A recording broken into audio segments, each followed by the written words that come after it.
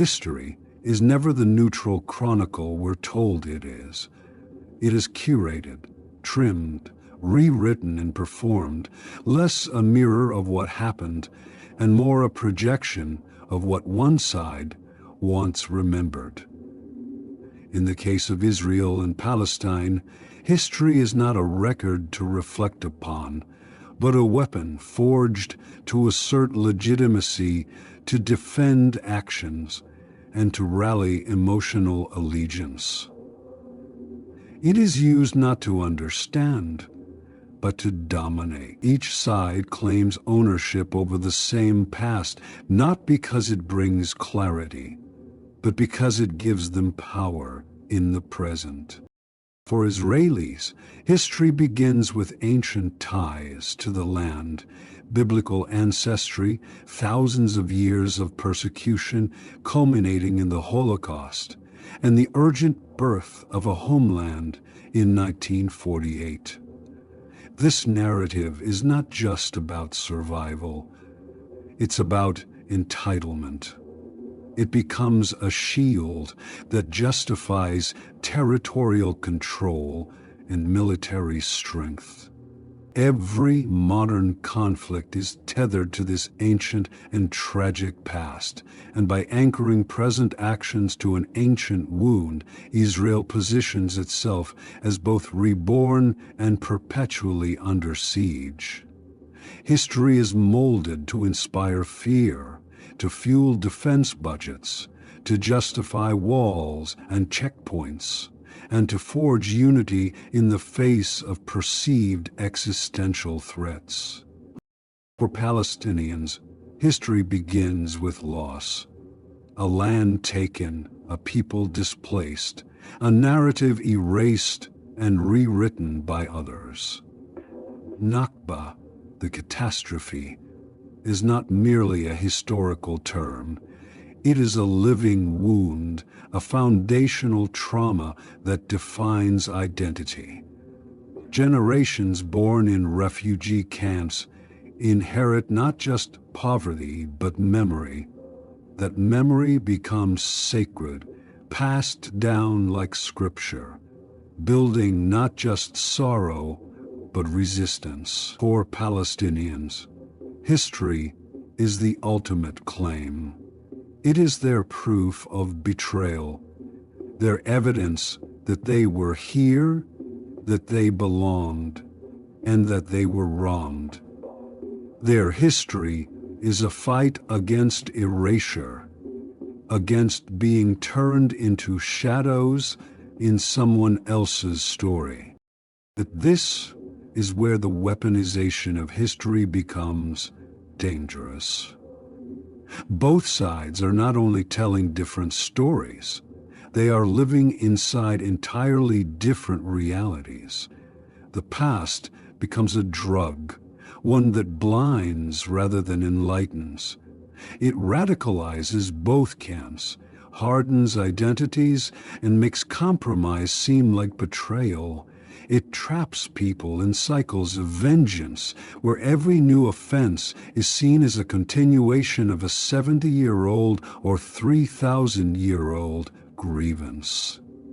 In this way, history doesn't teach, it infects.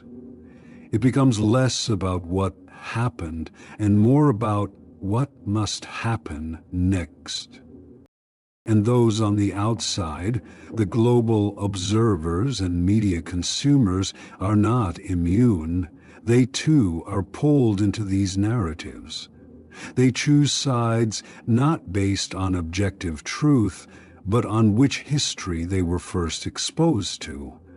Some align with Israel, touched by the haunting images of Holocaust survivors, inspired by a modern democratic nation forged in the desert.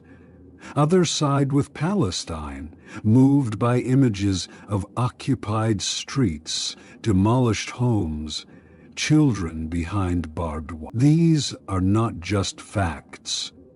They are curated memories, deployed to win hearts and minds. And the more emotional the appeal, the more effective the historical weapon.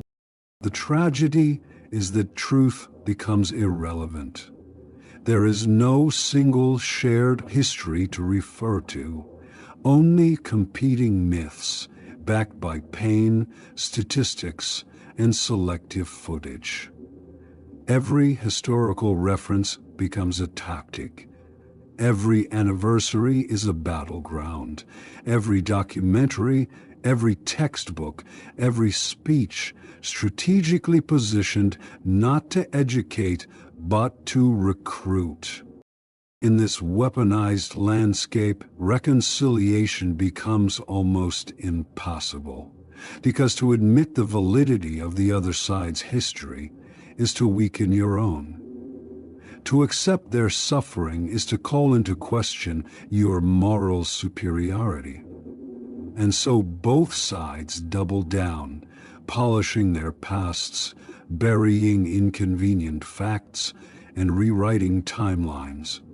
This is how history ceases to be a guide and becomes a prison, not just of memory, but of identity, strategy, and purpose.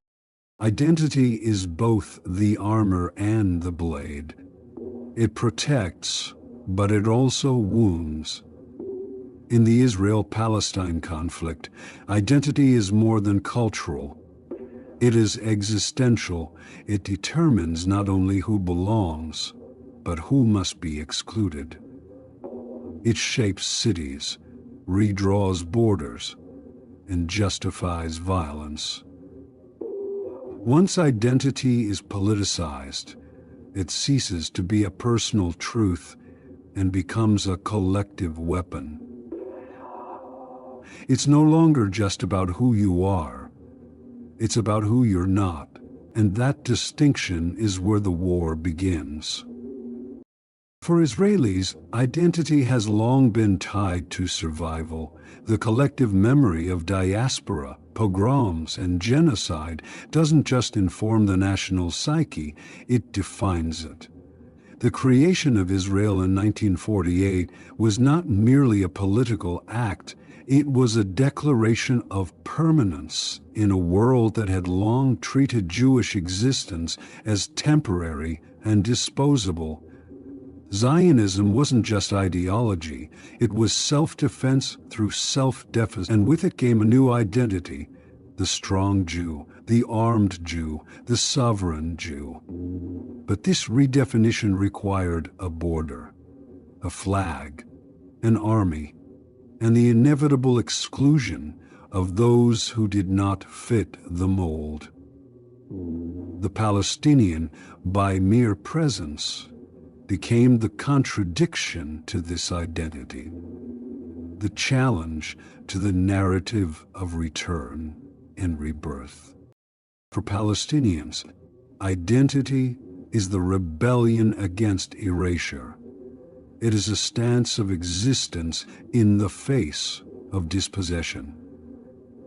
Palestinian identity is not only forged in ancient roots and cultural heritage, but also in exile, in occupation, in resistance. The refugee does not simply carry the pain of being expelled. They carry the story of a stolen home, passed down like inheritance. Each checkpoint, each demolished home, each denied permit becomes a reinforcement of who they are, not just victims, but a people whose very survival is an act of defiance. But that defiance hardens. It calcifies identity into resistance. And resistance, when fused with identity, leaves little room for negotiation. Both sides wrap themselves in myth and memory. Flags become sacred. Language becomes a code of loyalty. Religion, whether spiritual or symbolic, becomes a boundary marker. To be Israeli is not just to be a citizen. It is to belong to a project, To be Palestinian is not just to be born on a land, it is to embody the struggle. When identity becomes that potent, it stops being a source of understanding, it becomes a mechanism of division. This is where the double edge reveals itself. The stronger identity becomes, the more rigid the lines drawn between us and them. A child born in Tel Aviv and a child born in Gaza may never meet, never speak, never hear the other's language. Yet they are defined in opposition to each other from birth. Their identities are crafted by systems older than them, by trauma inherited, by fears passed down. And because their sense of self is tied so deeply to land and history, even compromise feels like annihilation. To give up anything, to recognize the other, is seen as self-erasure. Leaders know this. Politicians, militants, clerics, and media outlets exploit identity masterfully. They summon ancient symbols, quote sacred texts, reference massacres and martyrs, all to rally loyalty. Identity is the lever used to move masses. Once a people feel their identity is under attack, they will do anything to protect it. Vote, march, fight, kill.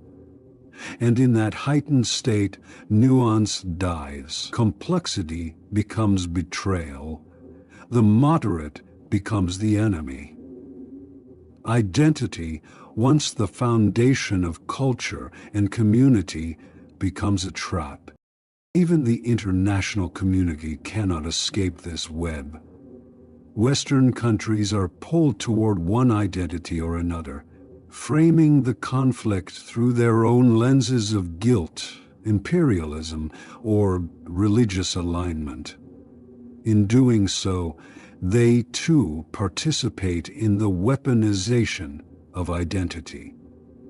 Often without realizing it. Aid, recognition, condemnation, all of it is filtered through the prism of who is more entitled to suffer, who is more legitimate in their claim to existence. Is the paradox of identity in this conflict. The very thing that gives people strength and belonging is also what fuels perpetual division and violence. Wars today are no longer won solely on the battlefield. They are fought perhaps more ferociously in the arena of perception. In the age of instant information, digital echo chambers, and hyper-emotional audiences, controlling the narrative becomes as vital as controlling territory. For Israel and Palestine, the war is waged not only through rockets and raids, but through images, headlines, hashtags, and press releases. The battlefield is the mind of the global observer. And perception, fleeting, malleable, and often irrational, has become the most contested terrain. For Israel, with its powerful media apparatus and deep alliances, especially in the West, perception management is strategic. It is not just about defending actions, it's about framing them. Each airstrike is presented as self-defense. Each incursion is a surgical operation. Each death is regrettable but justified. The language is clinical, the tone precise. Israel projects itself as a rational actor in an irrational neighborhood, a democracy surrounded by hostility, forced to act with reluctant strength. Its spokespeople speak in measured terms, invoking law, precedent, and security. They seek to create distance between intention and outcome, between policy and bloodshed. When successful, this narrative earns silence where there should be outrage, support where there might be skepticism. Palestinians, on the other hand, often lack the machinery but possess the rawness. Their power lies in emotion, in immediacy, in the unfiltered human cost. A child crying in rubble speaks louder than any press release. A funeral procession, a mother's scream, a flattened neighborhood. These are images that cut past politics and speak to something primal. Their war of perception is one of visibility. To be seen, to be recognized as victims, to force the world to look at the consequences of occupation, siege, and statelessness. Because when your voice is suppressed politically, it must scream through suffering. Their strategy, conscious or not, is one of moral exposure. Let the world see, and maybe the world will act. But perception is never pure. It is shaped by who is telling the story, how the story is framed, and who is listening. The same event, a missile strike, a protest, a stabbing, is recast depending on who reports it. Western media, international NGOs, influencers, governments, all are players in this war of optics. And their biases, histories, and interest tilt the field. Perception becomes propaganda, dressed as journalism. Outrage is distributed unevenly. Sympathy is rationed. Social media has become the new front line. A single video, stripped of context, can ignite global fury. A viral post can reverse years of diplomatic effort. And yet, this is a double-edged weapon. In the digital fog of war, misinformation spreads faster than truth. Deepfakes, bots, selective editing, these tools reshape reality to suit the narrative. People do not see what happened.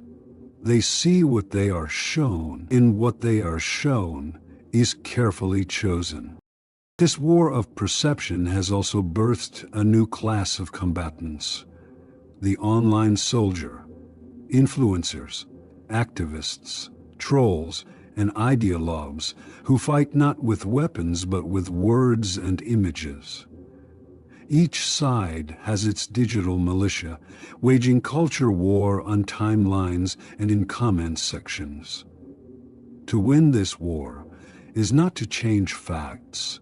It is to change feelings.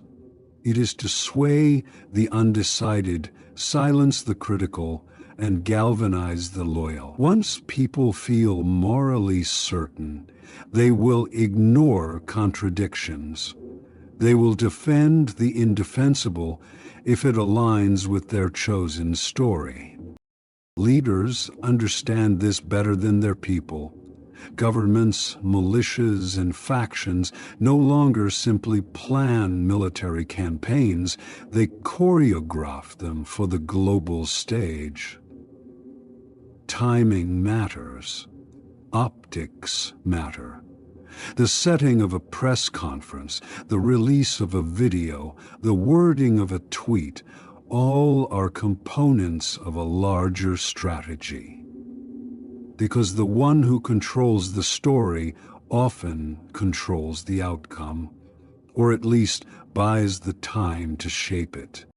Victimhood is one of the most potent currencies in conflict. And in the Israel-Palestine struggle, it is carefully preserved, curated, and deployed.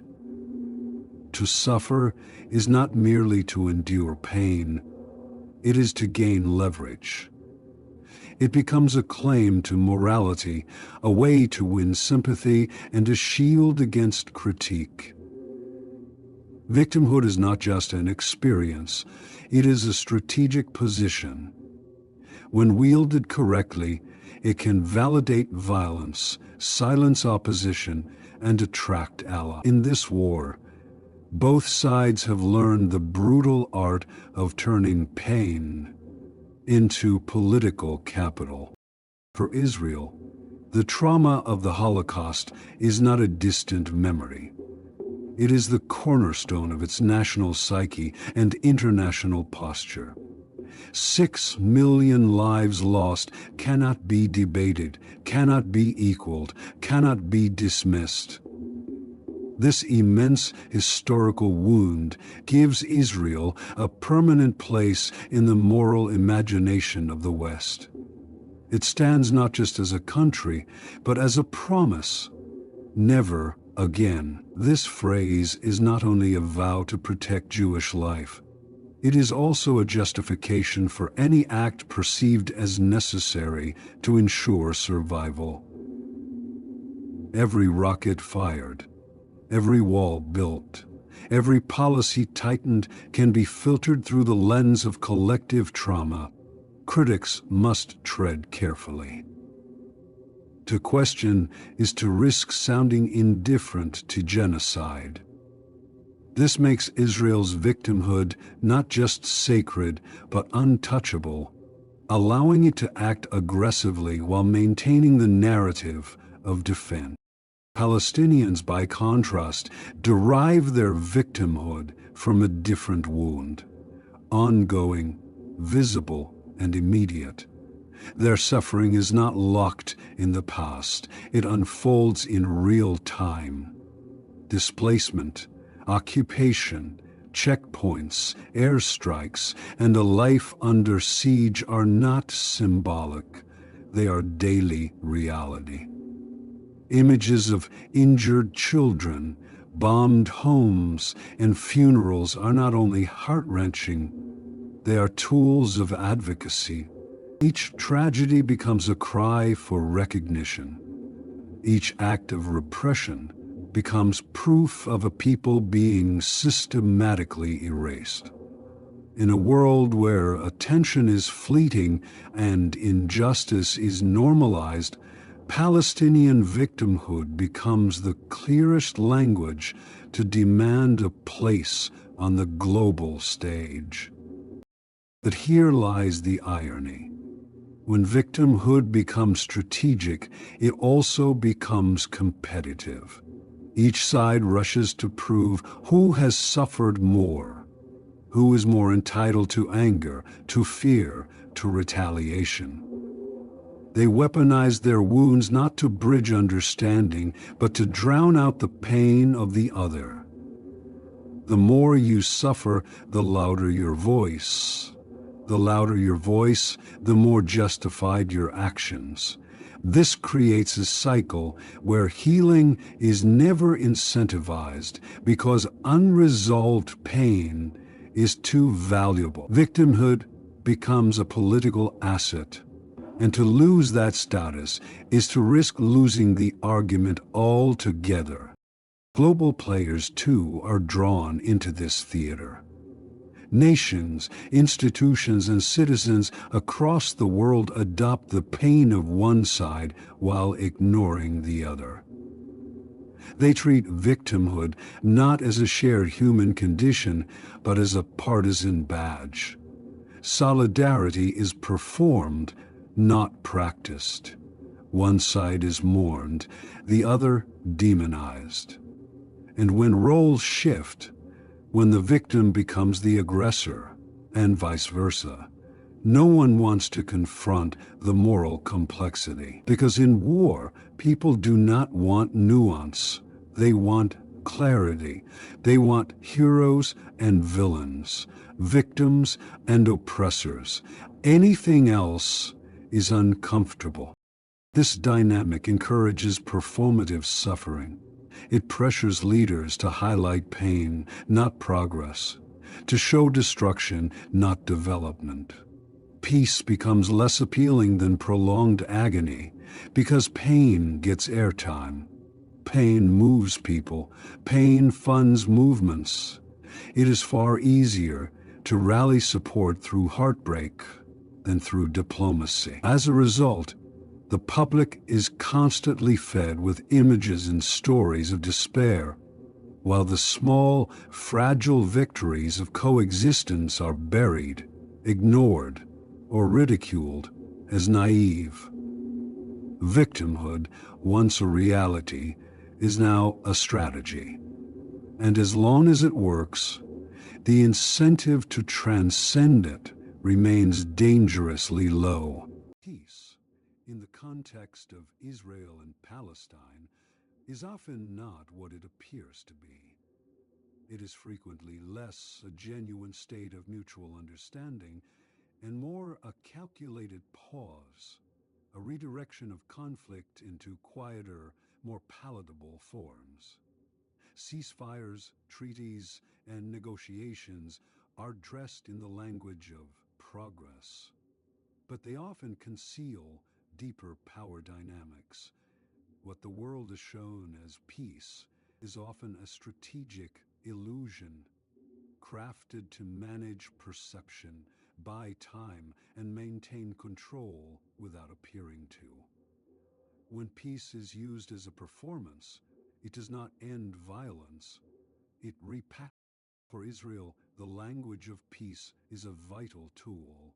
It signals diplomacy, reasonableness, a willingness to coexist.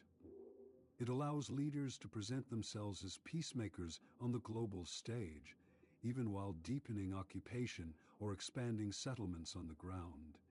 Talks are held, handshakes photographed, declarations made. But on the margins of these agreements, control continues to tighten.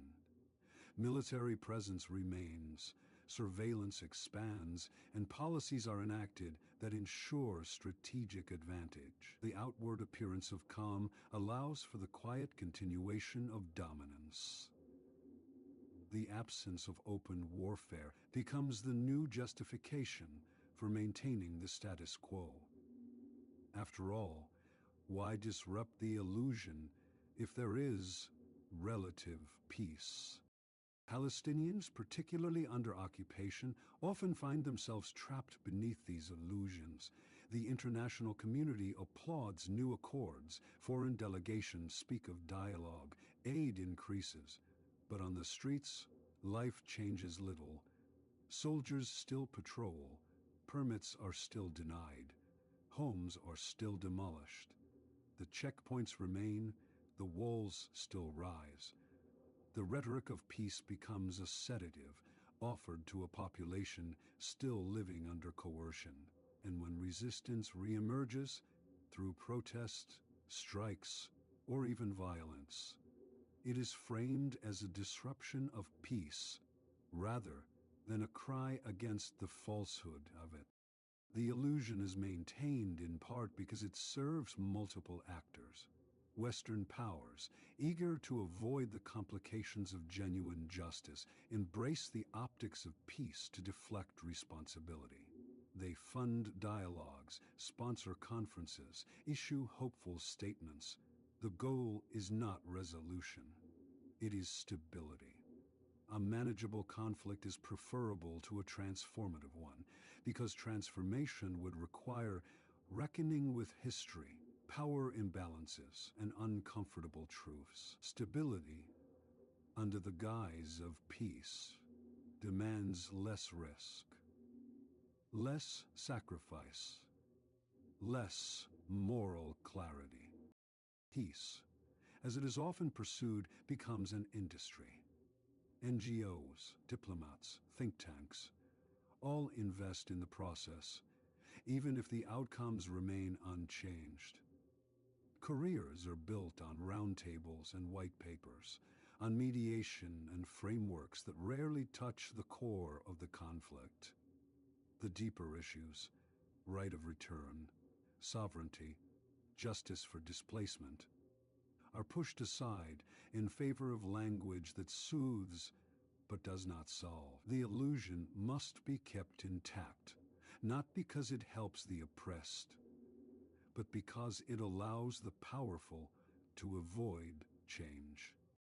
Even within the territories, peace is sometimes used as a disciplinary force. Palestinian factions may suppress dissent in the name of maintaining calm. Protests are discouraged, voices silenced, and internal critics framed as destabilizing agents. The pressure to conform to the illusion of peace becomes a form of control from within, mirroring the external systems of occupation. In this environment, even the concept of peace becomes corrupted. It is no longer about liberation or coexistence, but about order, silence, and compliance. This illusion is not fragile. It is engineered. It is maintained through selective memory, censored information, and diplomatic choreography. It relies on the public's short attention span and discomfort with complexity. As long as the images of war fade and headlines speak of summits and handshakes, the world can believe progress is being made. But beneath the surface, the machinery of control remains intact, refined, and reinforced. Peace, when used as a mask, becomes not a bridge to justice, but a barrier against it. Neutrality is often praised as wisdom, as the high ground above conflict, as a place where objectivity and reason live unbothered by blood and dust. But in a war where power is unequal, where one side occupies and the other resists, where violence is systemic and justice is deferred indefinitely, neutrality is not innocence. It is complicity masked as restraint. To stand in the middle while one side dominates is to silently validate the imbalance. In the context of Israel and Palestine, neutrality is not a shield, it is a stance, and like any stance, it has consequences. The illusion of neutrality is seductive. It allows governments to avoid hard choices, lets media outlets appear balanced, and gives individuals the comfort of detachment. It sounds like moral high ground. Both sides need to stop. Violence is never the answer. Let's not pick sides. But when no statements are applied to asymmetrical power, they betray their own cowardice, who equate the occupier and the occupied, the powerful and the powerless, under the banner of neutrality, is not just lazy, it is dangerous. It renders invisible the structures that produce the violence in the first place.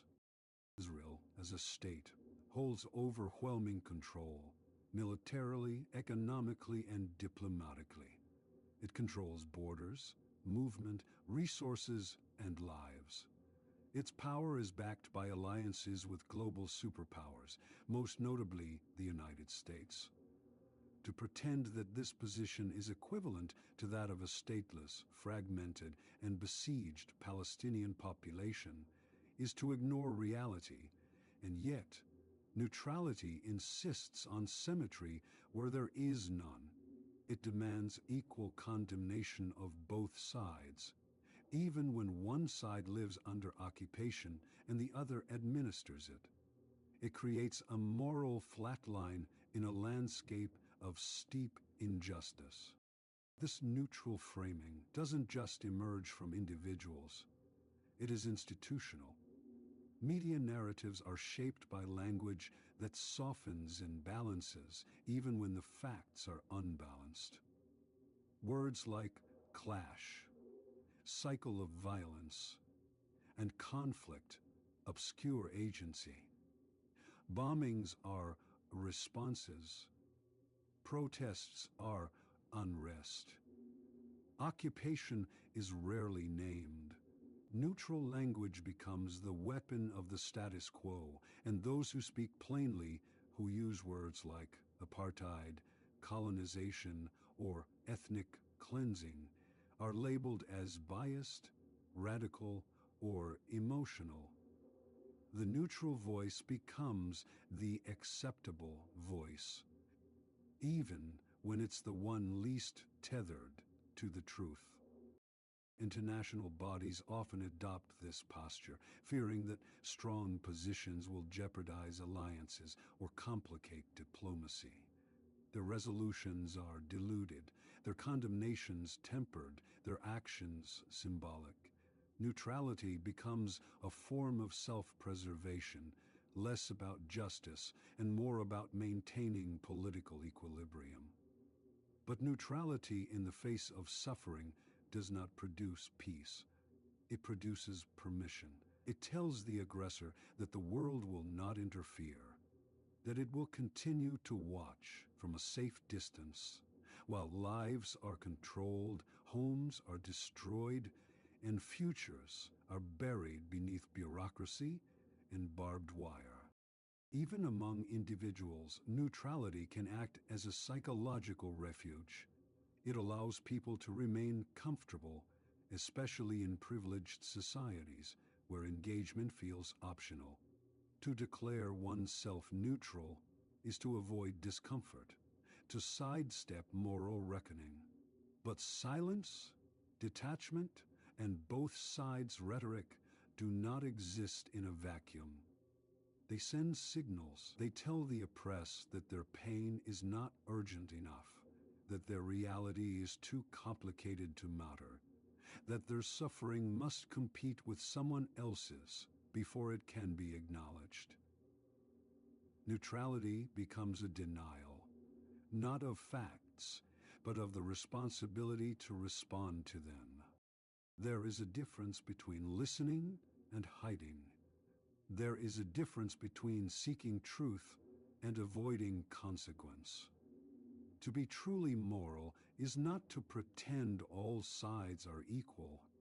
It is to examine power, to name it, and to hold it accountable. Neutrality often masquerades as peacekeeping, but in many cases it functions as barrier maintenance. It sustains the current order by refusing to disturb it. In this way, neutrality becomes a position not above the conflict, but firmly within it, shaping its outcome by doing nothing when something must be done.